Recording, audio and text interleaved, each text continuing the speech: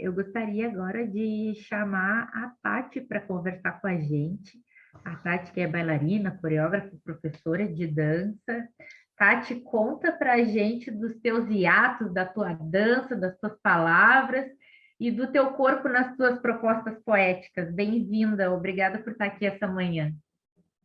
Estou muito feliz de estar aqui e muito feliz porque a Cíntia falou antes e deu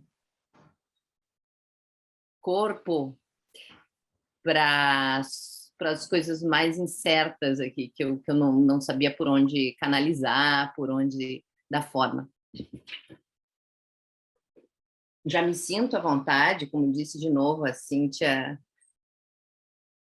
armou a cama, criou o espaço, e por questões que talvez eu não consiga amarrar aqui, eu gosto essa ideia essa noção, essa maneira de estar que pensa que as coisas já estão começadas, me é muito cara. Acho que vai dar para fazer esse gancho.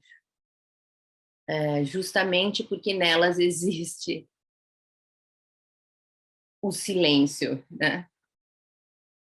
Há um espaço, esse espaço que se criou entre uma fala e outra, e que talvez nisso, e que a gente toma um espaço entre uma fala e outra como lugar nenhum, e talvez a tarefa da arte, a tarefa da dança, seja olhar para esses lugares que estavam amarrotados, onde a gente pensa que nada acontece, poder olhar para eles, tocá-los e deixar ver o que emerge dali, talvez emerja, né?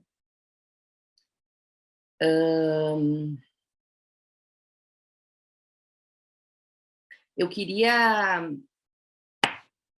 agradecer muito por estar aqui, muito, Thaís, muito, por todas, tá?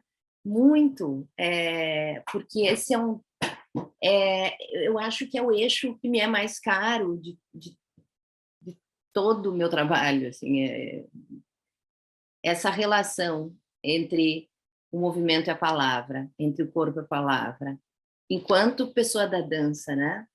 Então, fiquei muito feliz de poder olhar junto com pessoas, sabe? Poder mexer nessa matéria, assim, acompanhada, e poder estar aqui, me aproximando do grupo, né? Que é dedicado a isso, e que coloca dois campos em contato, né?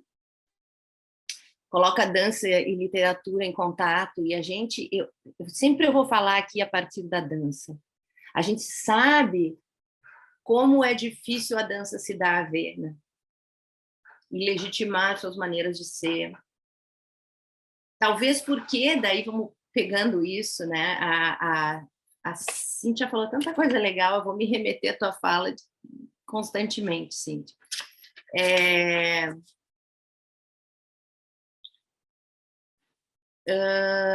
Sim, se pesquisa, se escreve, se dança com isso, com aquilo que nos joga na vida, com aquilo que nos rouba as palavras. A, a dança nessa...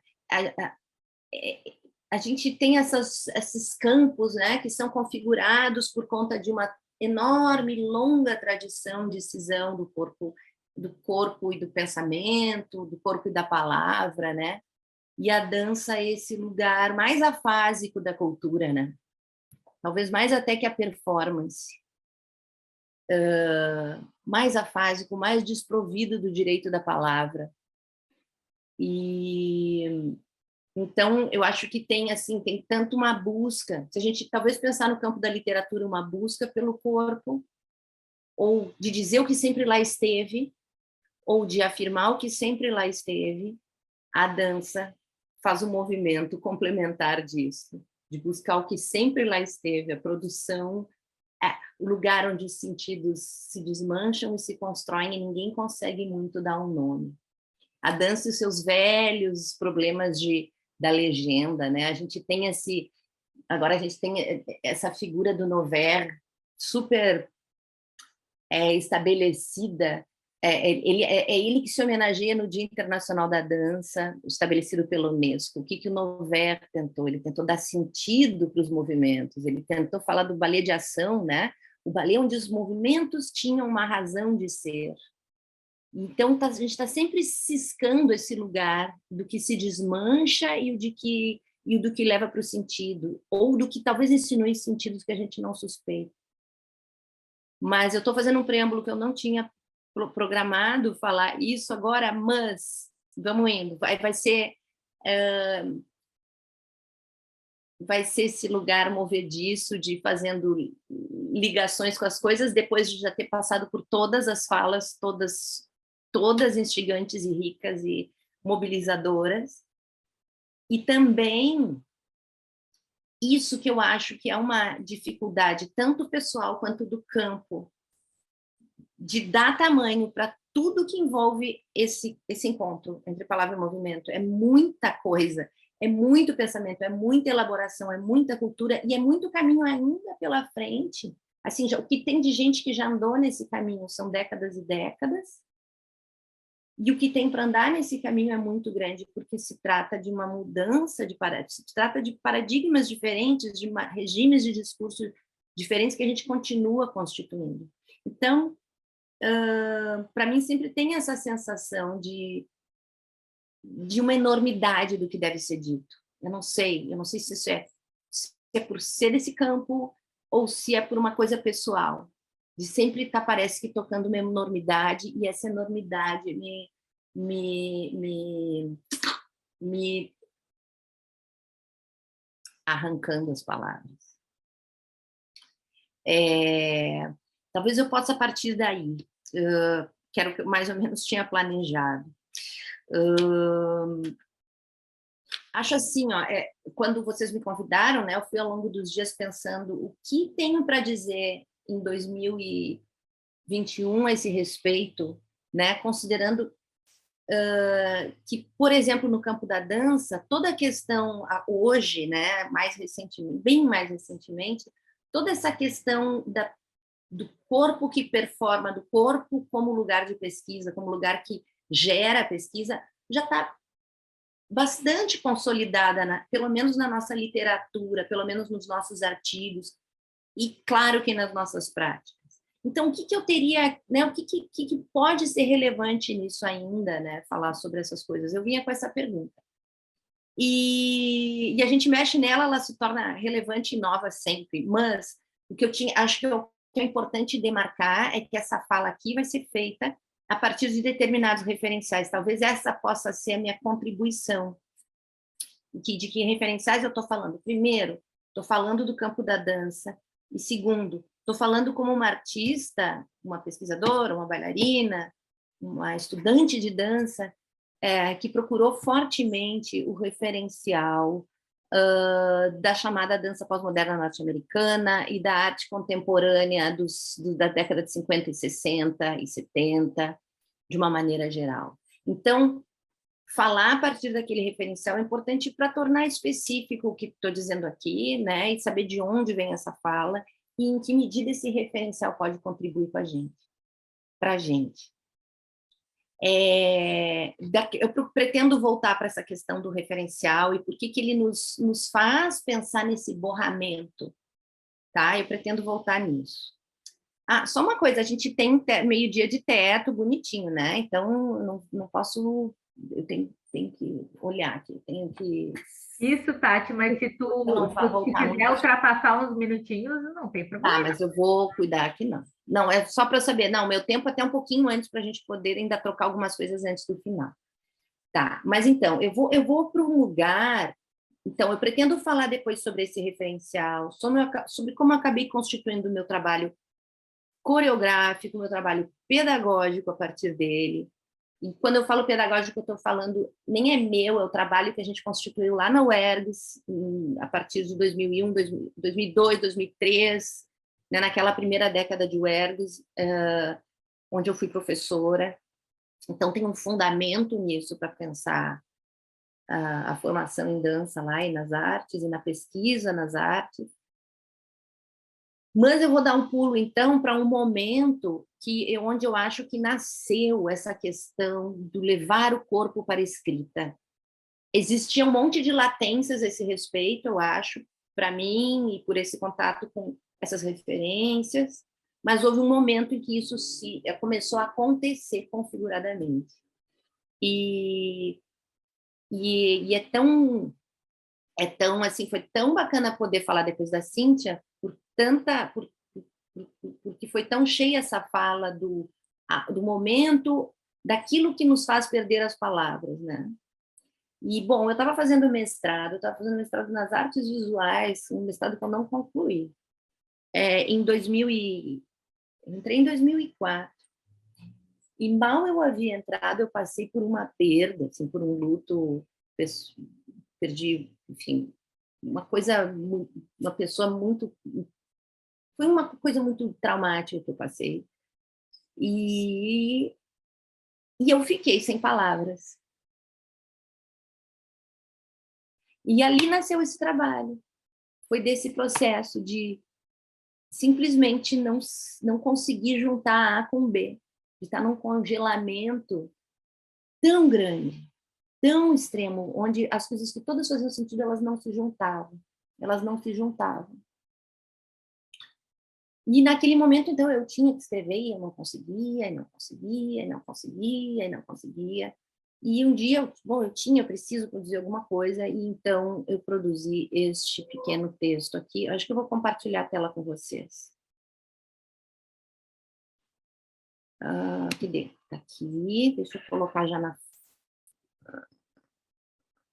Aqui. Aqui, vamos compartilhar. Vamos ver se vai aparecer direitinho.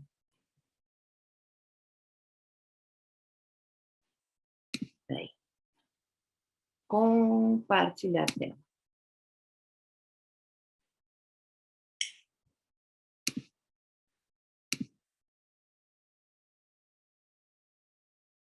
Entrou para vocês aí? Esse textinho acabou indo parar lá na minha dissertação de mestrado, que eu acabei concluindo na educação da URGS, sob orientação do professor Gilberto Lick. Então, eu trouxe a pesquisa lá das visuais, trouxe para a educação, anos depois, mas o textinho que eu estava tentando escrever lá em, acho que 2005, 2006, aqui vou mostrar essa fotinho aqui. Bom, depois eu falo sobre essa fotinho.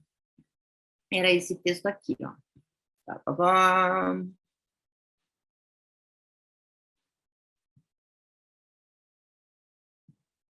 Aqui. Já aqui. Só isso aqui. Vocês estão vendo um textinho em itálico? Tá. Era só isso. Era apenas isso. Apenas isso. Desisto, elevar-se do chão e empurrar o chão. Nunca é se afastar dele. É entrar mais nele, né? Estar desistindo. Encontrar a conexão, encontrar a doçura e o punch necessários. O lento processo de desistir para encontrar o ponto de conexão. Não é metafórico, se processa na musculatura.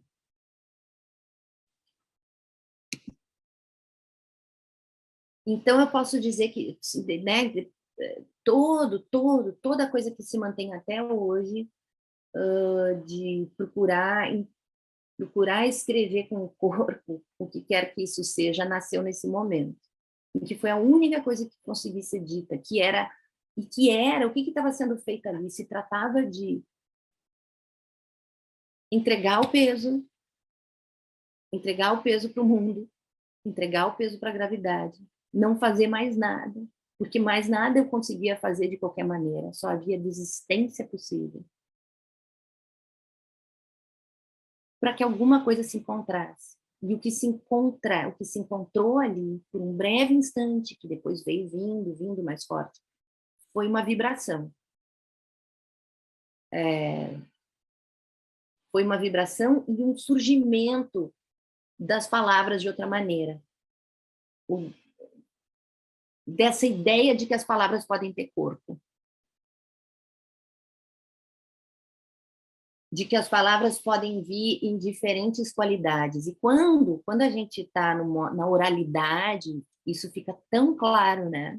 E isso é tão claro ouvindo a Cíntia falar. É tão cheia de corpo a fala da Cíntia. É tão presente a fala da Cíntia. E foi nesse processo de esgarçamento, desse pequeno procedimento ali, que foi nascendo, quando eu fui levar, então, a pesquisa para a educação, veio esse voto de eu vou usar, eu vou bancar isso como um modo de pesquisa. Né? E também isso estava acontecendo lá na UERJ, e tinha todo o processo, olha, que junta tantas janelas, mas lá eu orientava processos de TCC, né?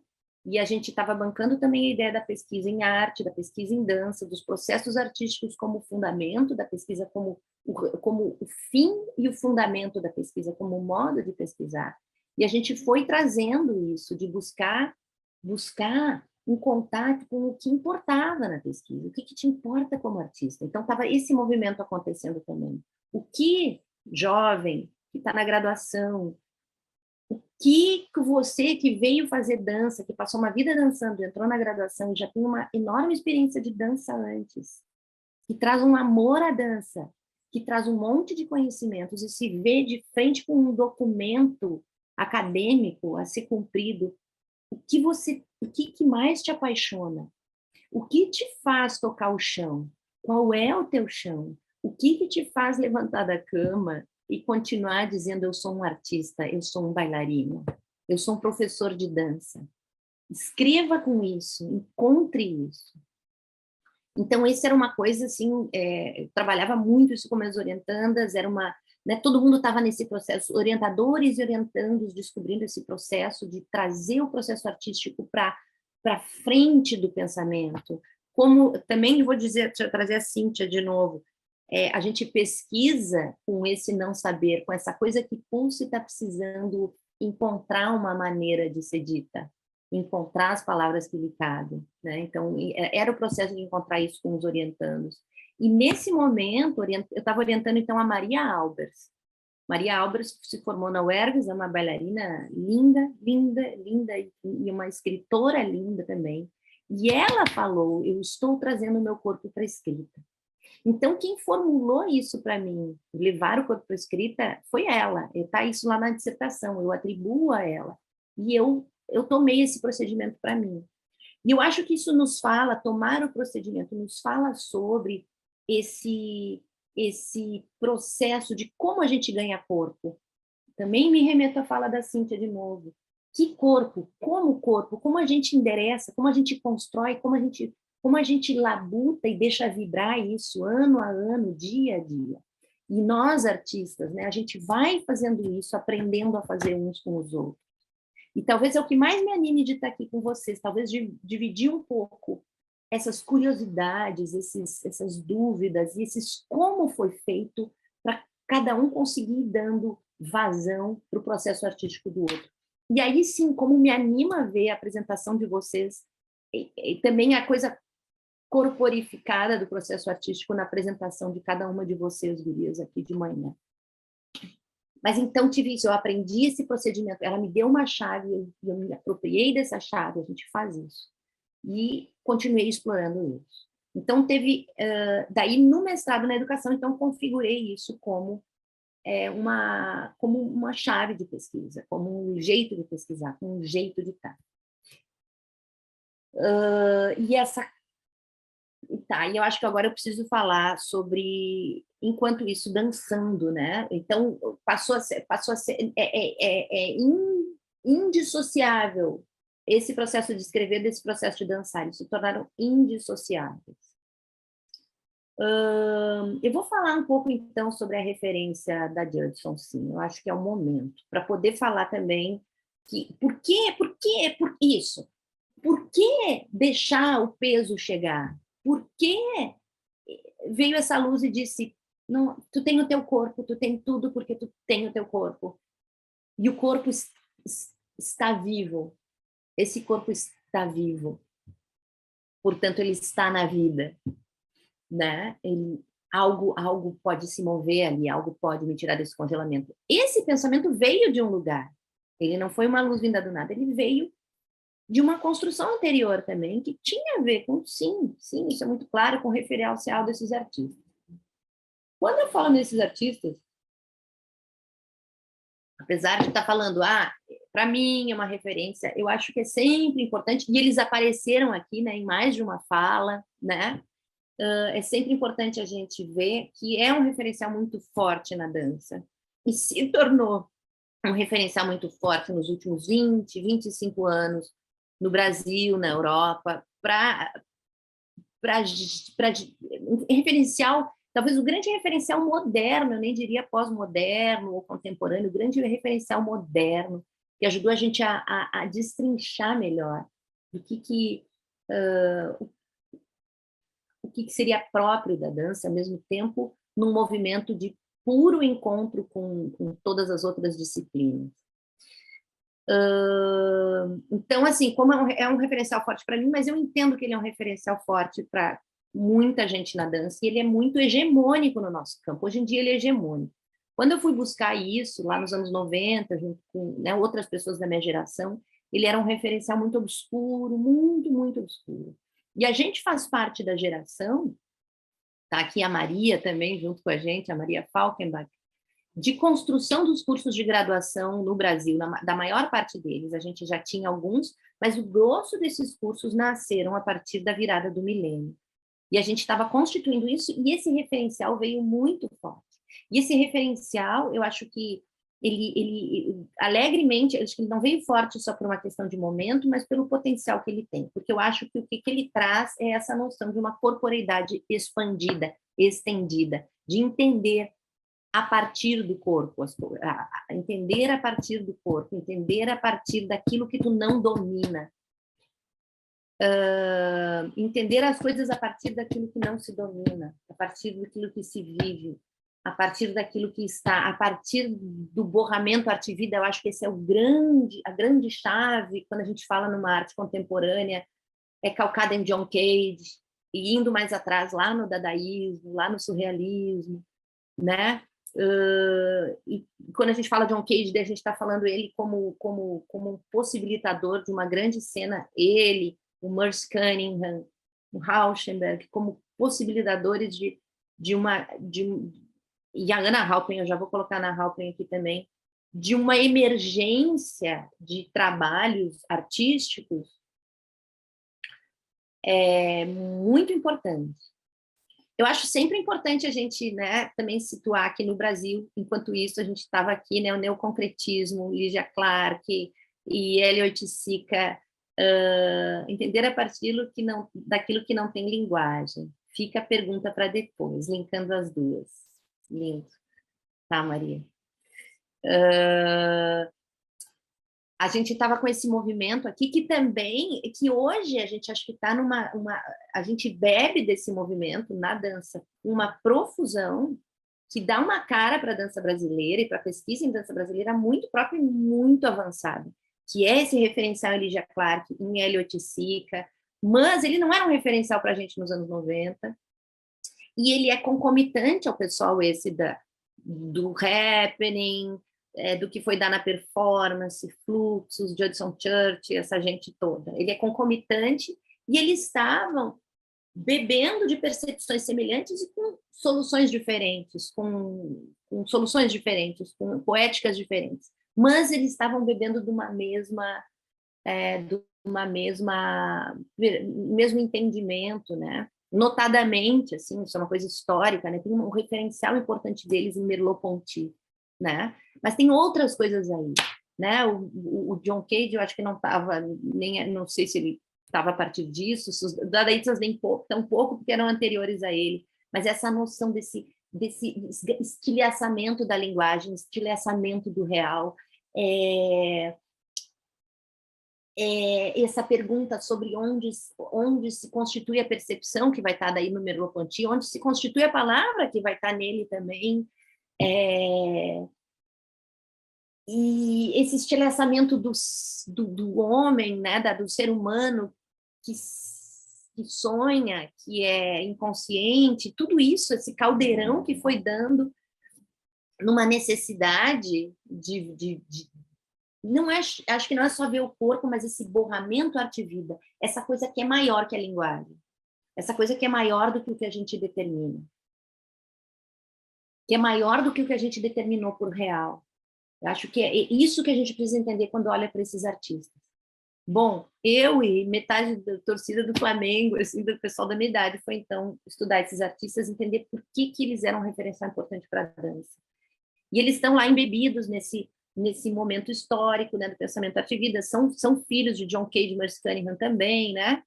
E eu acho que e quando a gente olha especificamente para o movimento da Judson, que seria mais uma das manifestações do happening, a gente vê um cruzamento de muitos artistas, né, das mais diferentes disciplinas. E isso não visto. Quem é que falou das gurias? Ah, eu anotei. Da apresentação da...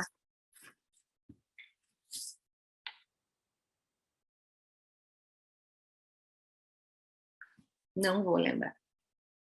Não vou lembrar, gurias, quem falou sobre um hibridismo entre a dança e as artes visuais, entre a dança e a literatura. Eu acho que o que talvez nos interesse seja não pensar em hibridismo, mas de uma arte maior ou de uma vida maior, a Camila, aqui a Janete escreveu, da vida maior do que o que a gente resolveu chamar de dança, resolveu chamar de artes visuais, resolveu chamar de escrita, resolveu chamar de contação de histórias, resolveu chamar de vida. E aí, isso aqui não é arte.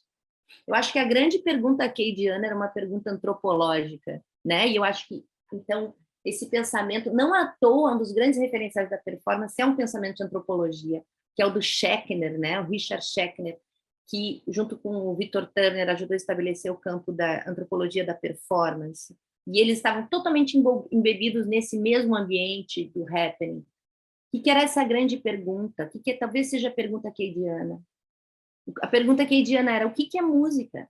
E ele tomou todo o ruído como música, todo o ruído possível como música, inclusive a impossibilidade de cessar qualquer ruído. Eu acho que esse gesto que ele fez de levantar as mãos e não tocar o piano e transformar isso numa obra né, a famosa obra 4 minutos, tem intervalo de 4 minutos e 33 segundos, onde ele simplesmente levanta as mãos e não toca o piano. E a gente ouve tudo mais que está acontecendo, esse pequeno ato, que é como colocar um urinol, como o Duchamp lá colocando um urinol num museu, são pequenos atos que dizem as coisas para as quais a gente deu um nome, elas apenas têm um nome. Então, esse lugar, esse ato entre o nome, a coisa, a experiência múltipla da coisa, a experiência única da coisa, os nomes culturais que a gente dá, o estabelecimento cultural que a gente dá. É com esse lugar é um lugar em que a gente se dá conta que a vida é maior do que aquilo que a gente determinou por arte. E esses artistas estavam fazendo arte, se não com o quê? Com dizer, aqui começa a ser dança. Por quê? Porque assim eu determinei, porque eu botei no museu. Então, quando esses artistas lá foram dançar numa igreja, era porque não conseguia um edital para entrar num teatro. Aí já tinha todo esse deslocamento. Eu vou para uma igreja que não é um lugar de arte, mas eu estou dizendo que é dança. Então, já tinha um jogo de deslocamento nesse pequeno ato de ir dançar numa igreja, que é como eles, né, na Judson Church. E todos os outros deslocamentos que foram feitos, e o grande deslocamento de dizer o que é ser um bailarino.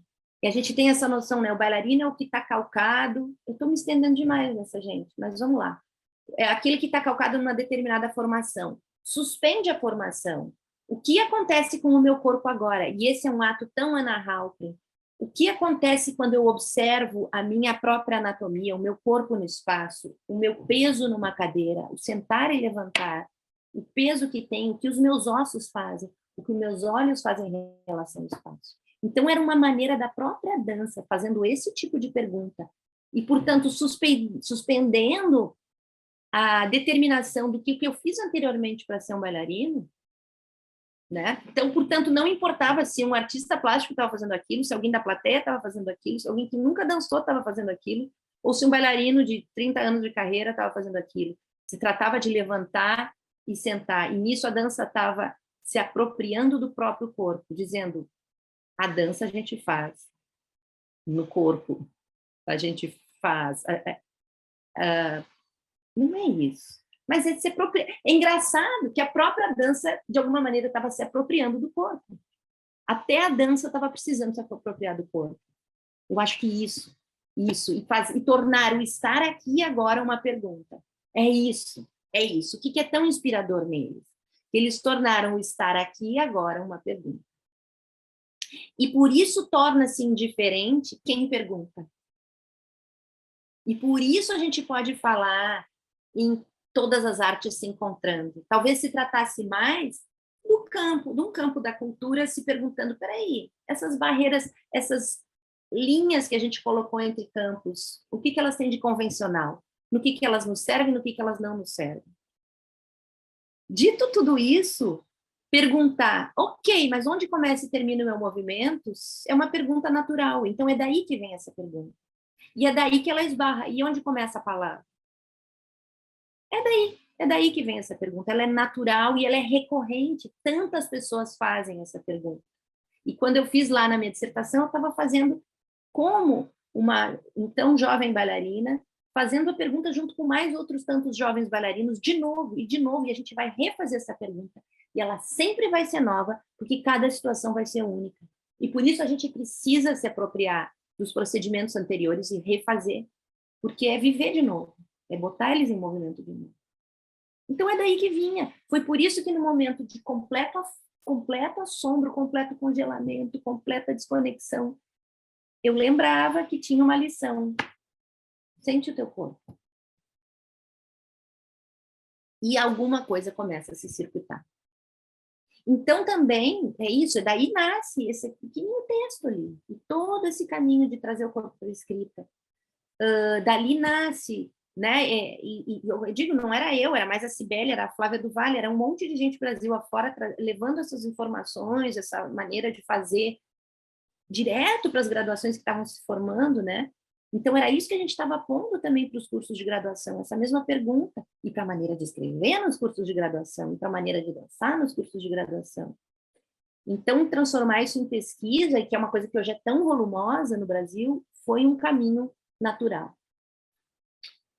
E também teve daí, nisso tem um terceiro eixo, né, que eu acho importante trazer aqui, que é que eu acabei criando junto com a Alexandra Dias, que vocês vários aqui conhecem hiper muito bem, e o Michel Capelletti, né? Eles dois tinham me convidado para a gente montar um trabalho, a gente seguiu trabalhando, fez uma segunda etapa, montou um trabalho chamado Instruções para Abrir o Corpo em Caso de Emergência. E a gente queria depois fazer um seminário sobre. E eu me lembro que eles dois tiveram, a Xanda, sempre a Xanda, teve uma insistência daquela coisa que vem de uma fúria inspirada, cheia de imagens, dizer, não, mas esse lugar de seminário, não quero esse lugar de seminário. E a gente acabou cunhando esse pequeno procedimento, que também não é original, não é novo. Naquele momento teve um frescor para a gente, que foi apresentar o espetáculo Falar Fazendo. E daí a gente criou esse procedimento chamado Falar Fazer, que é um outro braço onde eu digo que essa pesquisa se desdobra. E que, cada vez que eu venho falar, eu, de alguma maneira, tento que seja falar, fazer um pouco. De novo, a Cíntia falou fazer por nós. Né? Falar, fazer. O que é poder falar e remeter à minha própria presença enquanto falo? Como é poder fazer as pausas necessárias para que eu possa engajar meu corpo de novo, e encontrar circuitos que eu não suspeito para aquilo que eu preciso dizer.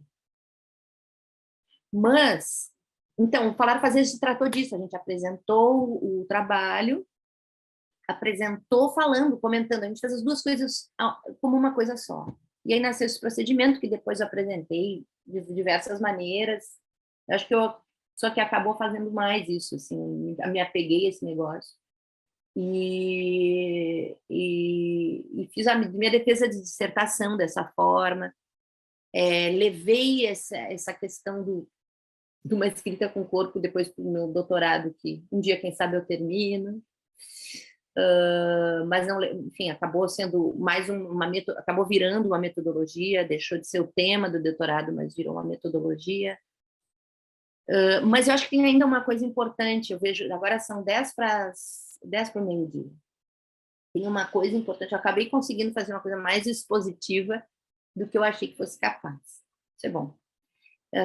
Tem uma coisa importante, que é sobre o porquê perder-se, o que a gente encontra a palavra.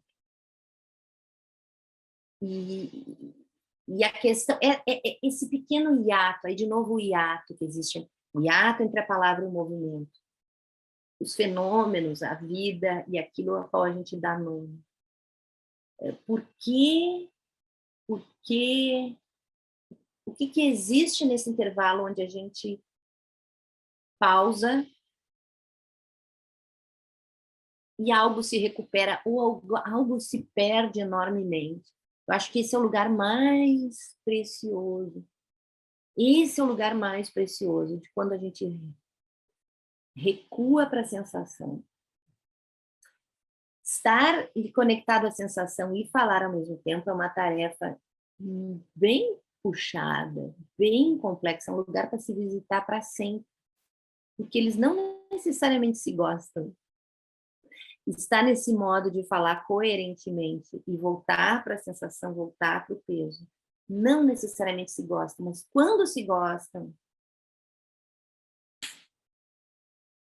as frases brilham, podem nascer como poesia, né? Podem, e às vezes nascem. E a dança se ilumina, porque também na dança eu posso chegar de maneira pronta, mas eu acho que essa gente toda, ao convidar a ir para o corpo, ao ir para esse lugar que a gente chama desses procedimentos que a gente chama tão exaustivamente, eu não aguento mais, de somáticos, eu não aguento que eu falo demais nisso, em que a gente convida a sensação novamente,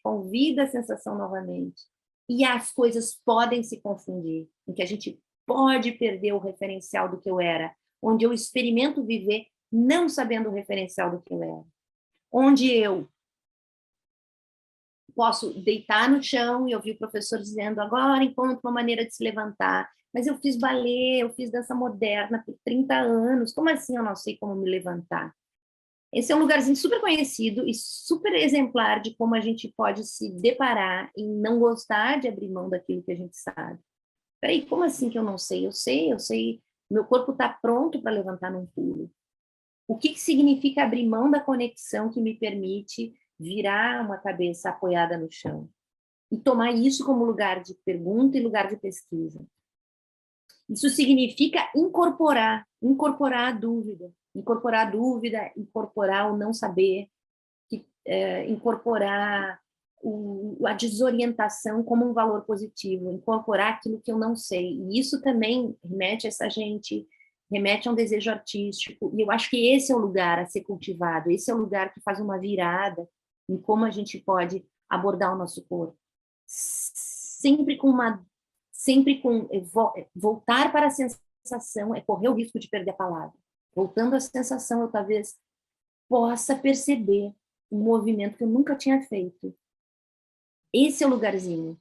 Um movimento que me assusta, um movimento que eu não conheço, um movimento que talvez me agrade, um movimento que me intriga, um movimento que me faz acelerar o coração, porque ele é pequeno, porque ele é insuspeitado, porque eu mudei a minha maneira de fazer força nele. Esse lugar eu acho que é o lugar precioso. Eu vou deixar, então, para finalizar, vou trazer um exemplo de um trabalho. Vou de novo falar sobre uma Judith. Eu ia mostrar fotos, eu vou mostrar aqui rapidinho fotos. Eu separei as fotos das esculturas do Robert Morris. Eu pensei, ele consegue dizer tão bem sobre isso de simplesmente estar no espaço. Eu vou mostrar as fotos do trabalho dele, E vou falar brevemente sobre esse trabalho da Trisha Brown, que eu acho que ele nos fala sobre o lugar de desorientação que faz esse encontro, que abre, que esgarça mais ainda o espaço entre ato e a palavra. E aí eu vou parar de falar, tá? Aqui eu tenho que compartilhar a tela, né? Peraí. Compartilhar a tela. Chrome. Compartilhar. Vocês estão vendo aqui umas fotos, o cara segurando, né? Aqui, ó. Vamos ver isso aqui. Então, Robert Morris participou também da Judson, e ele era um escultor do minimalismo, ele acho que é o cara mais importante da escultura minimalista. E o que ele fez? Ele botou blocos no espaço.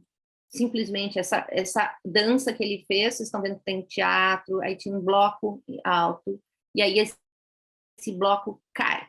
Fim da performance. Feita num palco. Outra e mais significativa, talvez, gente, aqui, ó. Não é essa aqui, ó. Isso, ele simplesmente botou blocos no espaço, assim como o Oiticica botou a cor, vocês falaram tanto na cor hoje, né? Ele procurou dar corpo à cor, ele botou cor em móveis, e depois, enfim, foi derivando para a coisa do parangolé, o que é estar com a cor, a forma no espaço vivo. Quando ele botou essas esculturas que podiam ser vistas de qualquer ângulo, ele estava apenas dizendo: isso existe, as pessoas veem isso dos mais diferentes ângulos e ninguém domina a versão final do que isso pode ser. Na verdade, ele não estava falando sobre esse objeto, ele estava falando sobre o espaço que existe entre eu e o objeto, e nos lembrando que nenhum observador vai ver a mesma obra. Portanto, danou-se a certeza sobre essa obra. É tão singelo esse ato, e é tão de dança esse ato. É possível ver isso como dança, essa coisa tão pesada, retilínea, estática, como cheia de movimento. E era sobre essa dança que estava se falando, e eu acho que é sobre essa dança que a gente está procurando falar. E aí tem, né, vou falar então, para terminar, dessa obra da Trisha Brown. Como é que eu faço para interromper? Aqui. Que eu acho assim, que então, na dança, né, a gente tem uma longa tradição de busca de encontro entre o movimento e a palavra. Eu acho que o trabalho da Pina Bausch, por exemplo, é tão exemplar disso, que trouxe a palavra para a cena de uma maneira... ela é, enfim, todo um outro referencial incrível, poderoso. Então, sim, a dança encontra a palavra já há muitas décadas. E aí eu vou falar sobre esse trabalho específico da Trisha, que eu acho que ele fala de que maneira me interessa, e eu estou tentando dar forma aqui. Ela fez um solo chamava Motor d'Água, Water Motor, tá? Um solo super coreografado, super fluido, super fluido. E aí, ela tinha um outro trabalho que era a acumulação, que ela acumula gestos. E ela acrescentou... E aí ela se deu conta, e esse se dar conta dela que é o que interessa. Ela se deu conta que ela já sabia demais o que fazer, à medida que dançava mais e mais e mais esses trabalhos. Eles foram ficando blocos geométricos, eles foram ficando pesados demais, eles foram ficando reais demais, eles foram ficando habituais demais. E ela, querendo entender o que fazer para dar vida para eles de novo, para deixar a vida furar, para deixar a vida trazer incerteza, o que eu podia fazer com esse material? O que ela podia fazer com esse material? Então, o primeiro que ela fez foi pegar as acumulações e começar a contar uma história da vida dela, sobre a morte do pai dela, se não me engano. Então, ela começou a fazer acumulação com fala. Então, ela fazia as acumulações de gestos. Vocês conhecem as acumulações dela, né? Bem minimalista. 2, 1, 2, 3, 1, 2, 3, 4, e assim são as acumulações, tá? Mas ela começou a fazer isso depois de alguns anos fazer. Eu lembro do dia que eu estou aqui agora falando com vocês nessa sala, virtual, eu vejo o rosto da Thaís e é bem difícil fazer isso. E ainda repetir o que eu fiz, lembrar, e essa confusão e essa dificuldade possível. E essa dificuldade possível como valor positivo, isso ela fez. Isso eu acho que é tão inspirador para a gente. Se colocar numa merda de lugar. E depois, com isso, ela acrescentou ainda misturar com o watermotor, que é uma dança super complexa. Então, ela cortava de uma dança para outra, falava o texto em cima. Para quê? Não só para misturar os materiais, mas para ficar confusa. Ela fez uma dança para ficar confusa. É isso. Eu acho que nesse lugar vem um hiato, que a gente pode talvez encontrar o movimento da palavra. Demais, Tati. Muito obrigada. Que Obrigada por vocês. Muito bom estar aqui dividindo isso com vocês. Muito, muito bom. Muito animador. Gente, que loucura isso na minha vida. Só para fazer uma costura aqui bem rapidinho, assim, eu conheci a Tati através de textos. Eu já falei isso no grupo de estudos antropofágicos. Eu era muito Incrível. fã dos textos da Tati, e eu li enquanto eu estava na especialização e no mestrado, e eu me lembro que eu falava assim para mim, é isso, é isso que eu quero pesquisar, é isso que eu quero saber mais. E aí hoje, assim, sendo colega da Tati do grupo de pesquisa, é um presente do universo muito grande, assim. Tati, obrigada por estar aqui hoje. Assim, ó, meu Deus, é uma aula, assim, conseguir te ouvir, poder te ouvir, estar aqui, né? Confusos, diz a Maria. E que massa! Eu quero aproveitar um minutinho que a gente tem para saber se tem alguém que quer fazer alguma pergunta, fazer uma colaboração. A Maria estava falando ali das falas das nossas convidadas, né? Entender a partir daquilo que não tem linguagem. Eu acho que também a Tati ela já conseguiu colaborar um monte com isso na. Eu fiquei com o trabalho da Isadora, Uhum, quando falou sobre a coisa lá da criança, do bebê, uhum. esse lugar, assim, a gente pode pensar antropologicamente, pode pensar como história da arte, e pode pensar nessa coisa de cada ser humano que se forma nesse lugar muito maluco, onde eu estou constituindo tonos e linguagem ao mesmo tempo. Que lugar! E é desse lugar que a gente está falando também. O trabalho da Isa é incrível porque ele pega um recorte super restrito, assim, né? E que dá para viajar um monte em cima disso, assim. Bom, não tendo, então, mais a acrescentar, porque as falas das nossas convidadas foram enriquecedoras nessa manhã. Não sei se a Cíntia gostaria de falar alguma coisa, caso queiras falar, a Cíntia está aberta aqui para ti também. Eu quero, na verdade, agradecer, gente, por essa manhã. É louco, né? Porque a gente. Obrigada, Maria, por tu estar aqui hoje. Eu estou aqui com pessoas tão especiais, assim. A Maria é uma das principais pessoas da minha vida e eu falo isso sem medo de errar. Eu tenho. É muito legal, assim, estar aqui com pessoas tão importantes para mim, que significam tanto. Então, na verdade, eu quero agradecer, né? Primeiro de tudo, as minhas orientandas, que hoje eu posso falar que eu tenho no nosso grupo, né? E que ele é tão bacana, ele, como a Rê falou, ele está engatinhando, mas ele é tão importante para cada uma de nós, assim. Então, Rê, Di, Isa, Camila, muito obrigada por vocês darem corpo ao Litera. Vocês são muito importantes para mim. As gurias que organizaram tudo, fizeram tudo, né? Tiveram 1 milhão de mãos e 1 milhão de pernas para dar conta disso, comigo trabalhando mais de 60 horas, mais doutorado, uma loucura na vida, e a gente conseguiu dar conta. Foi muito legal. Obrigada, gurias. É, Quero agradecer ao NAI, núcleo da UFPEL, que esteve aqui com a gente o tempo todo, nos auxiliando. Ao Douglas Matias, o nosso operador, né? A Rachel, que fez os cards, ao Fabrício Bosco, professor da ESEF, que foi um dos grandes idealizadores do Literacorpo também, que me encorajou para fazer esse projeto e botar ele em ação. Obrigada, pessoal, pela presença de cada um dos participantes aqui, do pessoal que esteve assistindo às falas. E é isso. Obrigada às amigas que estavam aqui prestigiando, às profs que estavam aqui prestigiando, convidadas novamente. Obrigada, pessoal. Obrigada por essa manhã maravilhosa. Valeu. Um ótimo final de semana para todo mundo. Beijos.